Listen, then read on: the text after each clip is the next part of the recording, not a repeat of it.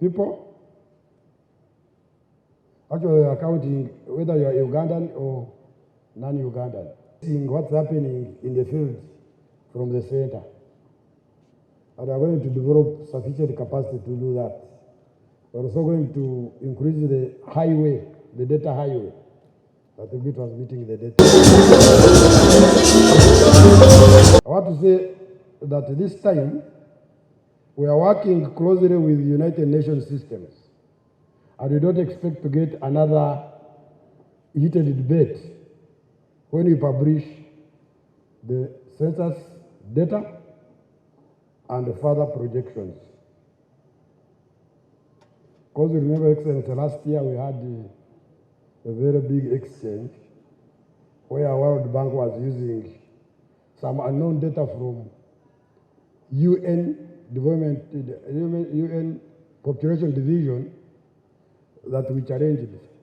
And I want to call upon the UN partners, please use official data from the National Statistics Office going forward.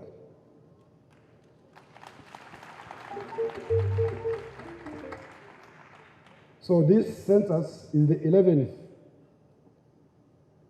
that Uganda is conducting, and the first paperless census. We shall not be moving with the paper questionnaire. Shall be using computer-assisted devices, popularly known as tablets, that the enumerators will be using to interview the respondents. And it is our vision, our dream, that in the future, Ugandans should be able to enumerate themselves if they learn and master all of the questions. But as of now, it is difficult because they may not, when we say a household, they may think we are talking of a family. But the definition of household is different.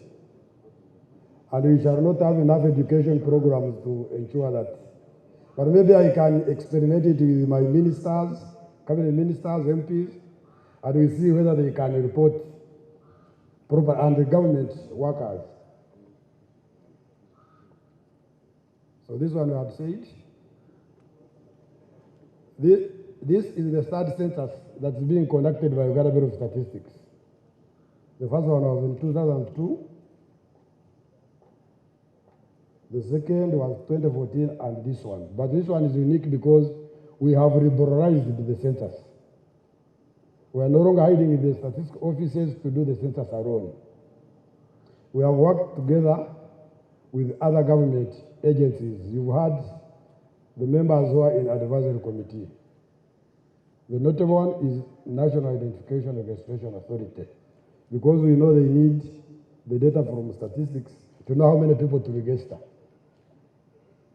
and to know the age composition. We also know that the law requires electoral commission to use census data to demarcate constituencies. And we are closely working with the electoral commission also. We are also working together, of course, with our parent ministry and other major users of census, because we know users are the ones who determine if you are counted, you die. Because I was telling them I have been counted for some years. The Excellency have been counted from 58, you are still around. So I think you'll be one of our major advocates, that when they count you, you in fact live longer. Because government will provide you with the required services. But if you hide, then you will be left alone. You will be left behind. So in fact, my counter argument is that being counted makes you live longer, because you know where you are. Now we know even the location by digital. If there is a lockdown, services can be dropped, even using the drones, because we know where the people are and we shall have known their economic status. So we urge you, all Ugandans and those non-Ugandans who will be in Uganda, to embrace the census. I think when it becomes 12, it is now in the morning. Here we are still sleeping. So we are taking it as a night. The morning is very early in the morning, when we are woken up at 6:30. So any individual, regardless of your nationality, who will stay in Uganda on the census night of 9th and 10th May, it will be Thursday, it will be counted. Whether you leave Uganda at 6:30 on 10th, we shall count you. We shall ask who stayed in this household on the night of 9th, 10th. If you come back to Uganda in the morning of 10th, on Friday morning, we shall not count you, because you will not have been captured at the census night. And I think I'm arguing with my experts that we should have a reference point at midnight, so that we don't have confusion. Now, if you stay in Uganda and leave, or you go to bar and you don't find any, they don't come to count, you don't say we are not counted. Anybody able to answer the question, we will answer who stayed in Uganda on census night, even on 10th day. We shall do 10 today. We have estimated that we shall take 10 days to complete. Now, an enumerator will be having the other map I have shown you, that will be showing him where he is and the number of households remaining.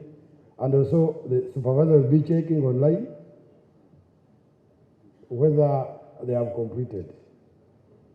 We have special areas, Your Excellency, very complicated ones. Greater Kampala Metropolitan.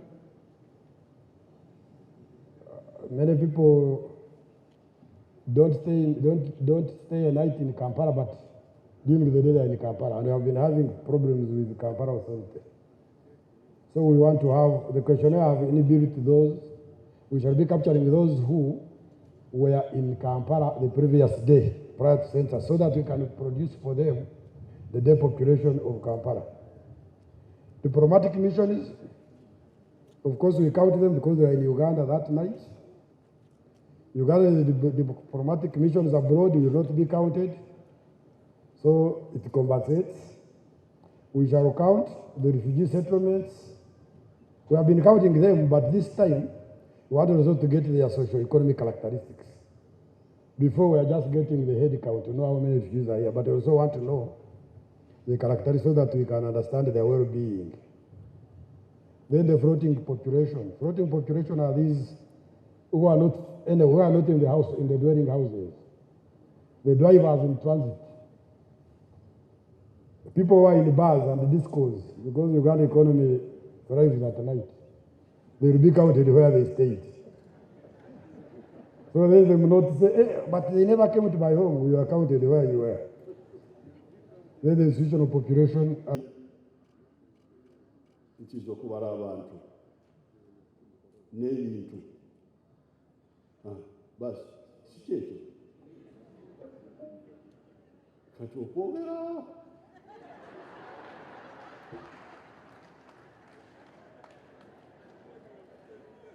mwogera ki. Now the counting, the aim here seems to be how many people,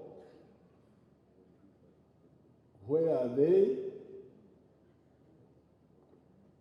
how well off, how are they, and what do they own.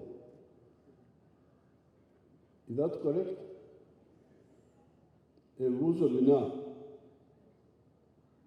Bali bameka, babeera wa, embeera yaabwe eri etya, ate balina by'obugagga bya kika ki. Do we add the bugagga or that one is out?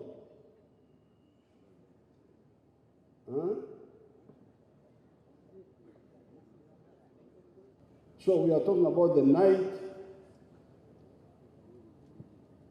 mutandika sawa mukaaga oba ogw'ekiro oba saawa emu.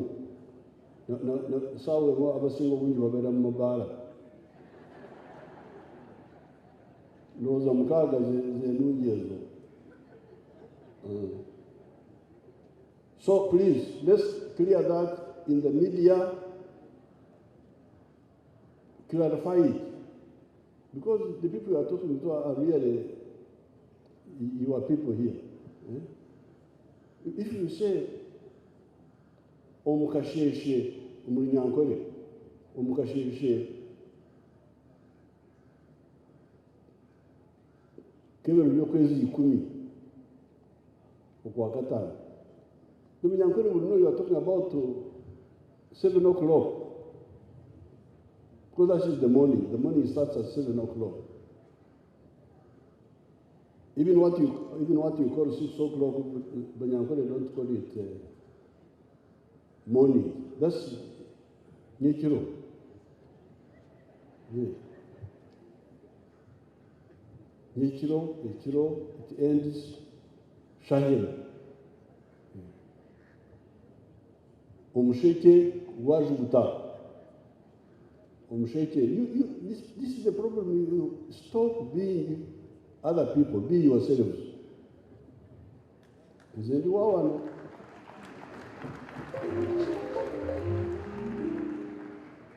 Nwawano nedirante mwabazungu bugende mu maaso.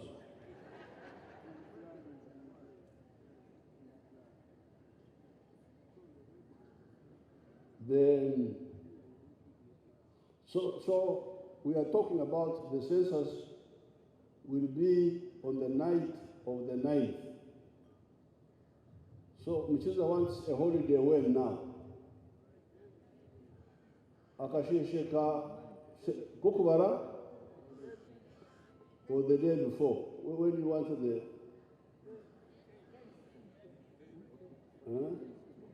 help our people to understand. For 10th, the holiday will be for 10th. Akashesheka, the morning of the whole of the 10th. Okubara counting will start Nyekiro, but because we want people not to run away, stay home the whole day following the night of counting. That's how we are going to communicate it to our people. And I really feel embarrassed. When I come to these meetings, I see Africans trying to be other people. I feel embarrassed. Even the other people really want to know who you are. They want to know who you are. Because for them, they know themselves. So when they find out you are different, actually you are more interesting. The Europeans and those fellows like to know. 2, 1. Thank you very much.